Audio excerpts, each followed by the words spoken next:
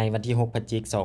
2025 กระทรวงการเงินได้จัดกองประชุมสรุปตีราคาการจัดตั้งปฏิบัติวาระแห่งชาติว่าด้วยการแก้ไขความยุ่งยากทางด้านเศรษฐกิจการเงินโดยการเป็นประธานของท่านนางพรวรรณอุทวงศ์รองรัฐมนตรีกระทรวงการเงินมีท่านรองรัฐมนตรีกระทรวงโยธาธิการและขนส่งรองผู้ว่าการธนาคารแห่งสปป.ลาวมีบรรดารองหัวหน้ากรมสถาบันและต่างหน้าจากแขนงการที่เกี่ยวข้องเข้าร่วมโอกาสดังกล่าวท่านนางพรวรรณอุทวงศ์รองรัฐมนตรีกระทรวงการเงินให้ฮู้ว่าตลอดระยะเวลาของการจัดตั้งปฏิบัติวาระแห่งชาติแขนงการเกี่ยวข้องได้มีความเป็นเจ้าการและความรับผิดชอบสูงในการนำไปจัดตั้งพันขยายให้กลายเป็นแผนงานแผนการและเวียกจุดสุ่มละเอียดโดยเฉพาะแม่นการสุ่มใส่แก้ไขบรรดาสิ่งที่เป็นข้ออุดตันให้แก่การพัฒนาเศรษฐกิจสังคมเพื่อสุกยู่การสร้างฐานการผลิตใหม่แก้ไขปัญหาการหัวไหลของการเก็บและหับเข้างบประมาณการแก้ไขบรรดาระบอบระเบียบที่เป็นสิ่งกดหน่วงให้แก่การคุ้มครองบริหารรัฐและอื่นๆผ่านการจัดตั้งปฏิบัติฮอดปี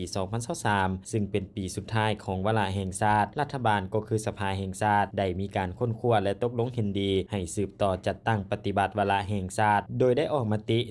111/สพสลงวันที่ 21 พฤศจิกายน 2025 ว่าด้วยการสืบต่อวาระแห่งชาติฮอดปี 2025 ซึ่งมาฮอดปัจจุบันถือว่าเป็นปีม่วนท้ายของการจัดตั้งปฏิบัติวาระแห่งชาติดังนั้นกองเลขารับผิดชอบจึงได้มีการสรุปตีราคาการจัดตั้งปฏิบัติหาเวียกจุดสุ่มซึ่งได้ยกให้เห็นผลสำเร็จในหลายด้านโดยเฉพาะแม่นการส่งเสริมการผลิตเป็นสินค้าเพื่อทดแทนการนำเข้าและเป็นสินค้าส่งออกการหันเป็นทันสมัยเกี่ยวกับการคุ้มครองการเก็บและหับงบประมาณจนก้าวไปสู่การเกินดุลงบประมาณการแก้ไขปัญหาอัตราเงินเฟ้อจนสามารถลดลงมาอยู่ในระดับ 4.5% ในเดือนกันยายน 2025 จากระดับสูงสุด 41.2% ในเดือนกุมภาพันธ์